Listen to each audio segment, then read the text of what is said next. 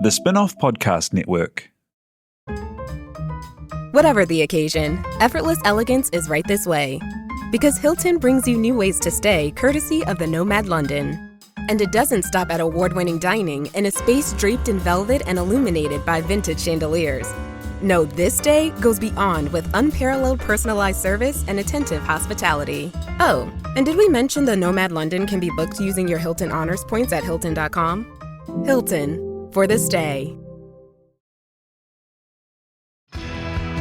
You know that feeling when someone shows up for you just when you need it most? That's what Uber is all about. Not just a ride or dinner at your door. It's how Uber helps you show up for the moments that matter. Because showing up can turn a tough day around or make a good one even better. Whatever it is, big or small, Uber is on the way. So you can be on yours. Uber, on our way. When the Facts Change is brought to you by the Spin-off Podcast Network in partnership with KiwiBank, the bank for Kiwi looking to get ahead in business and in life.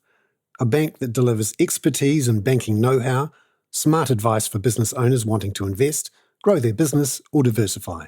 A bank that adapts with technology through the lens of its people and customers. It is a bank with heart that is driven by its purpose. Kiwi making Kiwi better off.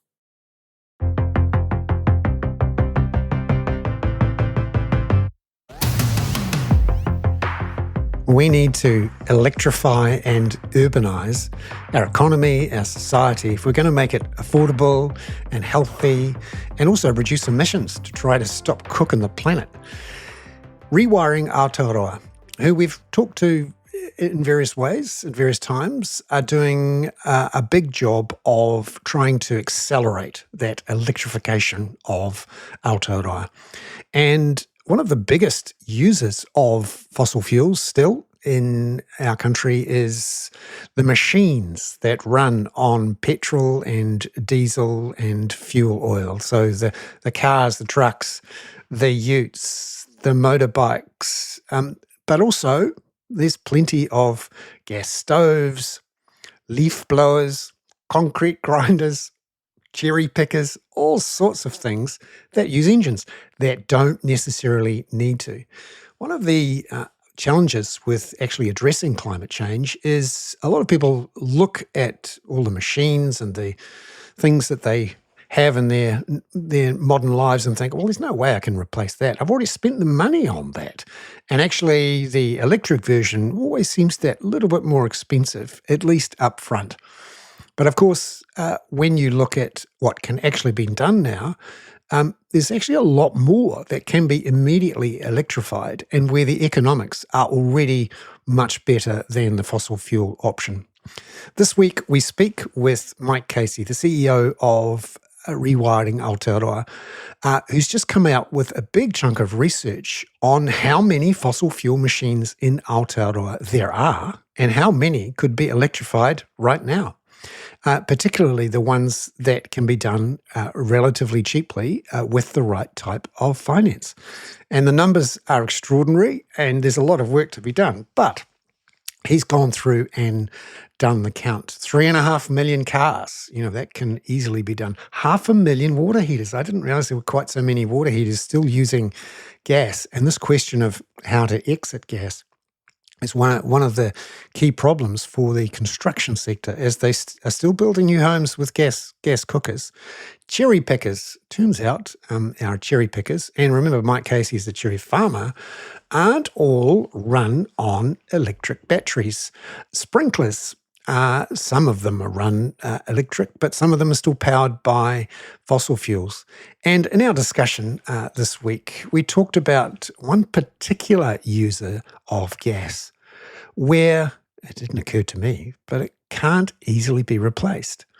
Hot air balloons. Did you know there are 64 hot air balloons in Aotearoa? Now, you might recall that to pump them up, if you like, you need to put that big old gas flame in there and pump up the balloon. It's not possible with a fan heater, it turns out, but we do have 64 of them. one of those areas where we're not quite ready yet to shift to electric, and it's not a huge producer of emissions. But just to give you a sense of how deep the research by Rewiring Aotearoa was in this great machine count as we look to electrify our economy. This week on When the Facts Change, we speak to Mike Casey from Rewiring Aotearoa.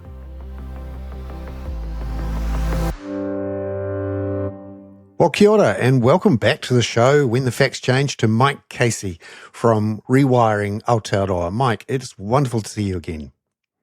Tēnā koe, Bernard. It is always a pleasure to have a yarn, so thank you for having me back. Yes, about all things electrifying and how to electrify New Zealand, and in particular, all of these machines we have that have still got engines, and there's quite a lot of them. Can you tell us about your latest piece of research, the machine count? Yeah, so there wasn't a lot of data in Aotearoa, New Zealand, about exactly how many machines we had. We always sort of estimated that there'd be about 10 million machines, and really our goal with this report was to count them to get the discrete data that we need to make the right policy recommendations on how to accelerate electrification and accelerate this energy transition in New Zealand. So it has been months and months and months of work of collecting data from hundreds of different sources, finding the holes, figuring out how to fill those holes with even more data, and present an open source database of all the machines in New Zealand, from the number of hot air balloons through to the number of cars and everything in between. Do tell me, how did you find out how many hot air balloons we've got? This is the thing. You basically have to call the different operators and ask them how many hot air balloons there are. And because there's not that many hot air balloons in New Zealand, it's actually something that rolls off the tongue pretty easily for those that are in the know. But the point is you have to collect that information and put it somewhere for those not in the know to be able to understand it and use it. Now I'm really curious. How many hot air balloons are there?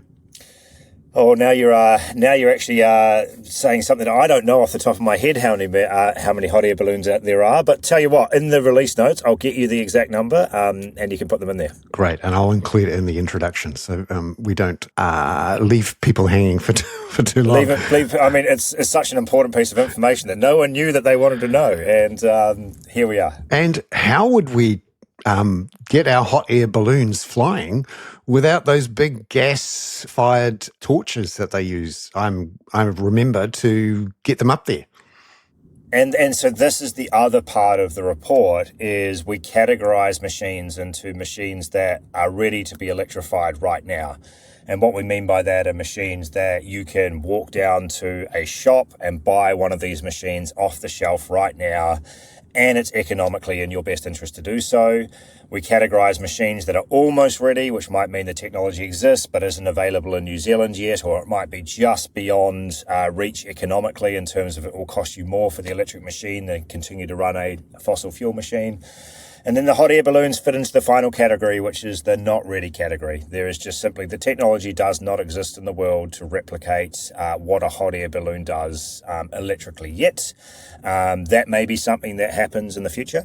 I don't know. I'm not actually, a technical specialist on thermal aviation, but the main point here is to then, if we can do this, we can sequence all the machines and we can come up with a pathway to zero. So a pathway of the machines that we should be focusing on accelerating right now. There's no more technological barriers, through the ones where there are some technological barriers which might require some assistance, through to the ones that maybe let's not talk about them because, it's very, very hard to electrify a 200 horsepower tractor at the moment, but that does not mean that your electric vehicle on farm or your vehicle on farm shouldn't be electric. Now, you think about this a lot because you actually look after and run a farm. 200 horsepower tractor, haven't they got like 300 horsepower electric cars? Couldn't they just take the Ferrari one out and stick it into a tractor? That's right. And so in many cases, why we have 200 horsepower tractors in the red category or the not ready category is we have not found any evidence of anyone anywhere in the world that has created an equivalent electric 200 horsepower tractor. Now, what we have found are plenty of people, including the company that supplied me with my electric tractor, that have done compact electric tractors. And so that's why compactor electric tractors now sit in the almost ready category. You cannot go down to John Deere, your local John Deere, and buy a compact electric tractor yet. You have to go out of your way to source one from overseas, which makes it almost ready, but not completely ready for mass consumption yet. But then, what a lot of farmers in New Zealand are now doing is they're realizing just how economical electric vehicles are, when it comes to the amount of Ks they drive on the state highways of New Zealand. And we are seeing many, many rural New Zealanders adopting electric vehicles now because they're ready and it's in their financial best interest to do so. And then, so when you think about the difference between a 200 horsepower tractor and a car, there are thousands of different machines that fit between that, on that scale, on that spectrum. And the goal really is to identify what ones of those machines we should be encouraging policymakers to go after fast and hard and right now. And those are all the machines that fit into the ready category. So when you talk about right now, what surprised me in the report was exactly how many of these machines we actually do have ready replacements, ready to go. So in that ready to electrify category, about 8.5 million machines. So what percentage of our machines could we flip right now? This is the thing, right? About 85% of our machines, and this is just the sheer number of machines from cars to push mowers to chainsaws, you name it, are ready to be electrified right now with the technology that is available right now. And for that reason, this becomes a clear sign that there are no longer technological barriers to the adoption of these machines. And so these barriers exist in other areas. One of the biggest barriers we think that still exists that really needs a lot of innovation is in the area of finance. And so what we can acknowledge is that sometimes these machines have a higher upfront capital cost than their petrol or diesel equivalents or their gas equivalents. But over time, they will cost an owner far less over their lifetime because the fuels that go into an electric machine or electricity is far, far cheaper than the fossil fuels that go into a fossil fuel machine. So how can we recognize that in finance and how can we remove that barrier? Finance is designed to spread the upfront capital cost burden over a long period of time. How do we come up with new products that make sure everyone in New Zealand can go down that path of electrifying their lives should they choose to? And that issue of finance is really important. And we've talked about it before in our previous interviews on this. What's the sort of latest thinking on how we could do this in the fastest and cheapest way? Because, we're a couple of years on now from starting to really think hard about this. And, there's a lot of work that's been done overseas. So what's the current thinking? Yes, so I think the current thinking, there's probably 3 lines of thinking that I can go into. The first is that we have to get our traditional finance organizations, the big banks in particular, to start really educating people on the economics of electrification, leading out with the fact that it's far cheaper per K to drive an electric vehicle, including the capital cost, than it is to drive a fossil fuel vehicle, leading out with, the fact that it is far cheaper to heat your home with electricity, and it is far cheaper to generate that electricity yourself on your own rooftop than it is to necessarily buy it from New Zealand's electricity grid.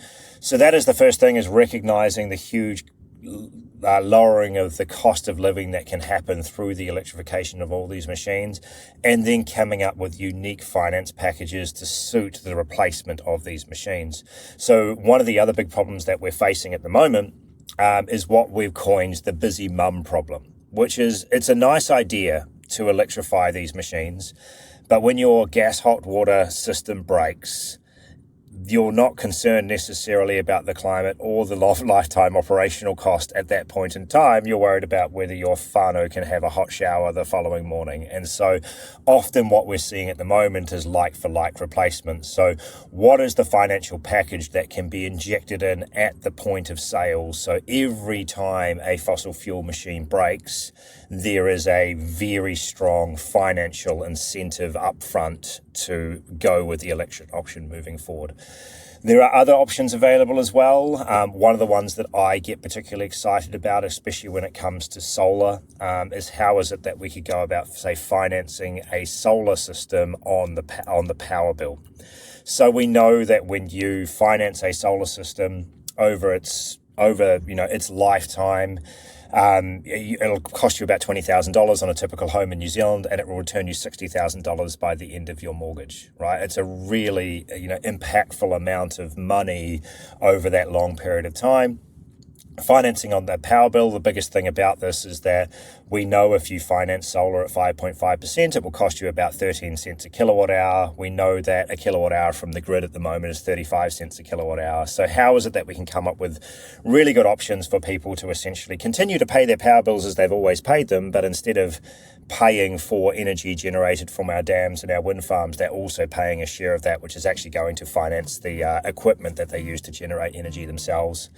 And the final option is local government. What can we do with local government in particular so that they can ultimately facilitate finance to households that might not necessarily traditionally be serviced by the major banks? So what can we do in that space as well? Yeah. So I completely understand this clear opportunity here, which is the cost savings, if you structure the finance right, will pay for the upfront cost of this stuff for a couple of reasons. The cost savings relative to the alternative now with high fossil fuel costs, increasingly high electricity costs from the grid and particularly from fossil fuels. The economics of it are really clear. So it seems like this is a financing problem to solve. We've solved the technology, the scale of production, even the distribution. I mean, the number of solar panels being shipped from China to Pakistan shows that this can be done. So what are the blockages at the moment now for the financing stuff? Particularly, let's start with cars, because the great thing about this report is that it identifies that we've got 3.5 million vehicles, small and medium cars. So we're not talking, trucks. We're talking small and medium vehicles where there are clearly replacements there, and some of them are being sold. Some of them are sitting in showrooms not being sold. So what's the financing sort of opportunities here? So I think the biggest thing is there is a small shift that needs to be made collectively in our understanding about how finance works. I think a lot of the time Kiwis are very nervous about finance. And I think in a lot of cases, things around financing cars, I was taught by my parents that financing a car was a terrible idea. The interesting thing now about this sort of new dynamic is that in many, many cases, if you need to buy a car, whether it's secondhand or brand new, the finance cost of an electric vehicle and the electricity is less than the cost of the fossil fuels. And so that is where things get really, really interesting. And so one of the things that I've been coining or throwing around sort of informally is this idea, what New Zealanders understand very, very well through financial education, is it's far better to have your own home and be paying your own mortgage than it is to be paying a landlord. Well, what do we have here? We have energy landlords. If you're not generating this energy yourself, or if you're not choosing the cheapest option, you are choosing to pay instead to an energy landlord. And I think if we can get that sort of collective knowledge and understanding out there, finance can be predatory, but finance can also be very, very beneficial. We know it can be very, very beneficial when it comes to owning our own homes, but we don't necessarily correlate that to other things. And so this is part of financial and energy literacy that Rewiring Aotearoa is moving into next, is how do we make people actually do the lifetime cost of ownership of these different machines, including the cost of finance, so they can make the right choice for their whānau. And then the other big part of this is we really do not have good financial products yet in the market for doing this. So most of the cars in New Zealand are mortgage funded. Where is the special product available? You'll probably, when you buy a new electric car, it will be on the road in New Zealand for 20 years now. So where is that product that goes that length of time that allows people to literally save, tens, if not dozens of cents per kilometre of driving cost? There is a lot of volatility and uncertainty out there, particularly offshore. But you know what? There's some good news. The New Zealand economy is recovering from a deep and painful recession. This year is predicted to be better than last, and 2026 looks even brighter. Lower interest rates are fueling a recovery, easing the cost of living and creating opportunities for businesses. Learn more about New Zealand's positive economic outlook at kiwibank.co.nz. Still getting around to that fix on your car? You got this. On eBay, you'll find millions of parts guaranteed to fit. Doesn't matter if it's a major engine repair or your first time swapping your windshield wipers. eBay has that part you need, ready to click perfectly into place for changes big and small. Loud or quiet, find all the parts you need at prices you'll love. Guaranteed to fit every time. But you already know that. eBay. Things, people, love. Eligible items only. Exclusions apply. At Capella University, you can learn at your own pace with our FlexPath learning format. Take 1 or 2 courses at a time and complete as many as you can in a 12-week billing session. With FlexPath, you can finish the bachelor's degree you started in 19 months and under $19,000.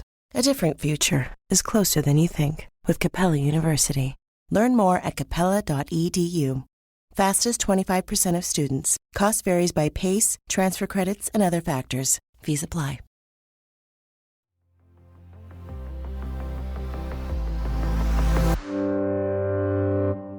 So one of my dreams is to organise a dinner party with a lot of very famous and interesting people.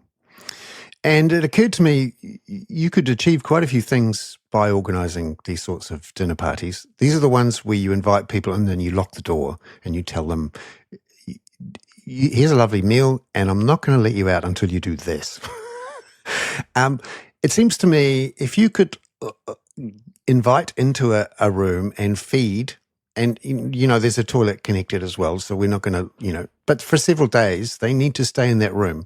If you could invite in the big 4 banks, the big 4 power companies, and the 4 biggest importers of electric panels, batteries, and electric cars. So, probably whoever produces BYD or whatever it is, get them in the room together and say, you come out with a deal in which you go to the 1 million households in New Zealand who have mortgages and own their own homes and more than likely have one, probably two or 3 cars, and come out with a deal in which they drive their home battery into the carport or to the garage. Someone puts some panels on. They use that car and the battery in that car, because now you can with these ones that go both ways into the grid and into the house.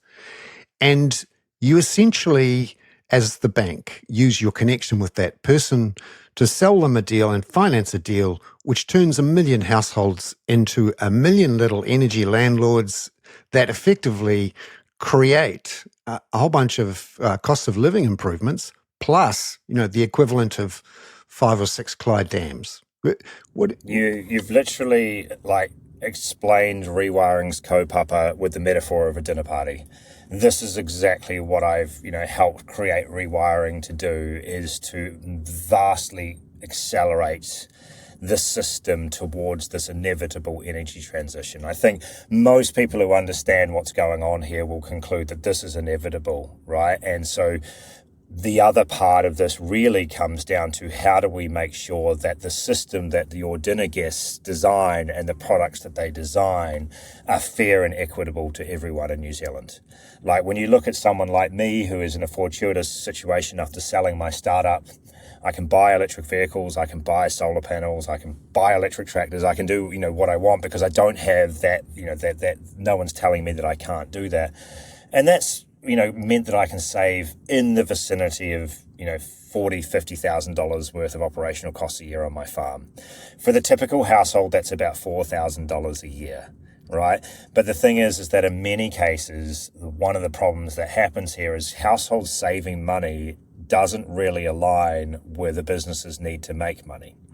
So if you're saving a household $4,000 a year, that money is staying in Bernard's pocket, and he's now spending that in other ways that is outside of the energy system. And so while I think that dinner party would be very good, I think the other dinner party maybe happening on the floor below is figuring out how it is that we get all of our, the people that I guess are influencers to be able to explain to New Zealanders that this is actually the path forward for us, as a population and us as a country. And I think that would be very, very powerful. How is it that I can get, some very, very famous New Zealanders to start talking about how electrification is important for households, for the country, for our economy? And if we can achieve that, that's how we begin to make these discussions mainstream. One of the most interesting things that's happening in the world at the moment is this big geopolitical drama, essentially China versus US on trade. America has just put on some tariffs which have literally stopped the trade. China has built the most enormous and wonderful factories producing panels and batteries and cars, and now they're you could argue the best in the world at it. And they're about to have the most ginormous oversupply problem for all of these things, is the 1,300% tariff on panel exports to the United States. And New Zealand's major trading partner is China. We export a lot of things to China, a lot of which are produced by burning coal to dry milk. So, wouldn't it be great if the Chinese, the BYDs of the world came here, or even better, we just ordered all of these container loads of batteries and panels and, several of those big square ships full of electric cars, because they're about to come to us cheap if we want them and if we organise that. Is that an opportunity? I think there's a huge opportunity. I think it goes against the grain a little bit culturally with the way that we've often decided to run our economy, which is let the market decide and don't pick winners. I think we're at the point now where this energy transition is so inevitable. We know what the winner is going to be. And so one of the things I spend a lot of time doing is encouraging politicians to do exactly that, is to actually pick a strategy or a pathway forward for our energy system. When we talk about energy resilience, we often talk about energy resilience in natural disasters, when Gabrielle comes along and wipes out roads so there's no diesel or gas supply, and wipes out power lines so there's no electricity. And we talk about fault lines going off. But there are 68 fuel tankers that come to New Zealand every year, and that supplies us with 3.1 million tonnes of fossil fuels to power the machines that we're talking about in this very report. People often say, New Zealand's too far away to ever get invaded. And, to some extent, I probably think they might be right there. But that doesn't mean we have a guaranteed energy supply. And so if we do get some sort of geopolitical flare-up happening at some point, there is a very real risk to our economy that all our machines grind to a halt. And so one of the big arguments that I have for, New Zealand Inc. or New Zealand as a whole is actually we need to convert off foreign-based molecules and onto New Zealand-made electrons as fast as we possibly can. We still have to source a lot of this technology from overseas, but when you buy a 22 kilogram solar panel, it is expected to last for 30 years and expected to, generate 32 times the energy it takes to make it. And so this is the resilience for our economy that we need. Now, there's going to be all sorts of problems with trade and, things like that as well. If there's flare-ups, it's not like we're going to be able to make ourselves immune to a global disruption in trade as a result of, say, a conflict or something like that. But if we can't run in fifth gear, at least being able to run in first or second gear is a damn good place to start. None of these machines will run if you cannot fill their fuel tanks up. They will continue to run as long as the sun comes up the following day if they're electric. And certainly by producing the energy here, that saves us having to buy it from overseas, which also saves us from having to earn the export dollars to pay for the fuel coming this way.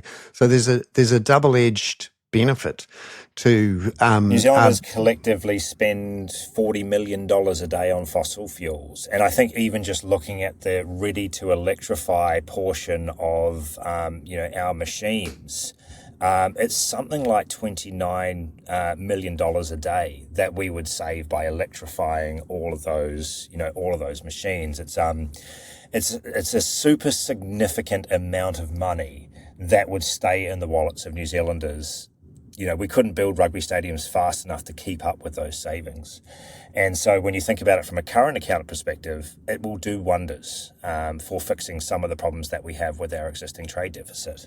I don't think it would solve everything, but it will go along a big step in the right direction there.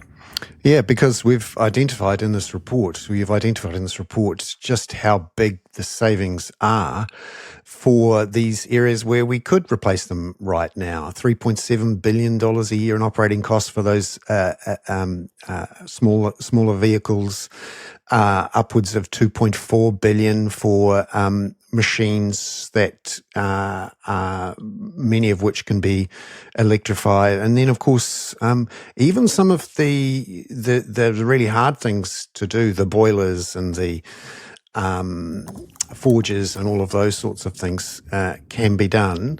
Just finally, Mike, what would be the easiest win for a business person if they really wanted to, grab some of this? Really, it's money that's just sitting on the table waiting to be taken, and waiting to be used to compete away and build a market position in something. Because if these guys at the dinner party don't get together, there's always the person outside the door thinking, right, well, they're tied up inside the room. I'm going to go out and win some market share. Yeah, I think it's very interesting because we're starting to see traditional sector boundaries break down. Who would be the biggest competitor, I think, to the fossil fuel industry in New Zealand is actually probably the finance sector and the banks, if they got their act together, right? There's a big amount of pie that could be won in the finance sector at the expense of the fossil fuel sector. That also applies to the electricity sector. Electricity from the grid is substantially more expensive than electricity from solar on your own rooftop. And so therefore, potentially, one of the biggest future competitors of, the gentailers will actually be the banks themselves, or will actually be different finance providers. I think the other part of this is really the biggest competitor of all is just everyday New Zealanders, whether you're talking about your household or you're talking about your business. I just encourage you to do every time it comes time to buy a new machine, you are almost never better off buying a fossil fuel machine ever again. And so knowing that and knowing how to work that out, which is not particularly hard to do, and just sharing that with everyone is the biggest competitor to the status quo, is just getting people to understand that. Yes, the electric machine might be $10,000 more expensive than the fossil fuel machine, but financing that over time is going to end up being cheaper for you overall. And if we can get that message out to New Zealanders, we will go through this energy transition fast and in an equitable fashion. And my big goal for New Zealand, my big goal for Aotearoa, is that because the economics to replace fossil fuel machines is so strong in this country, and I think it's stronger in New Zealand as a developed country than any other developed country in the world, because our electricity is quite cheap and because our fossil fuels are quite expensive. We could do everything to eliminate all our emissions in this country, and it won't make a difference globally to global emissions, or make some difference, but it'll be pretty small. But the impact that we could have by everyone pointing to New Zealand as a lighthouse economy on how to do this is so substantial. And I think that's sort of part of the New Zealand Inc. story that needs to be told as well, is actually New Zealand as a country is the biggest competitor to the world's energy system, because we're the ones that can prove that everyone's better off by going down this path of going through the transition and ultimately doing our bit for climate change. Mike Casey, the CEO of Rewiring Aotearoa. Thank you very much, Mike, for being on When the Facts Change. It is always a pleasure, and hopefully we'll see you again soon.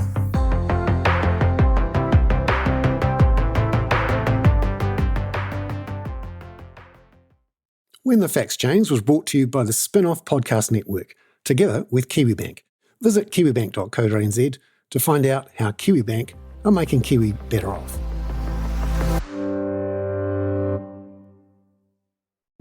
The Spin-Off Podcast Network.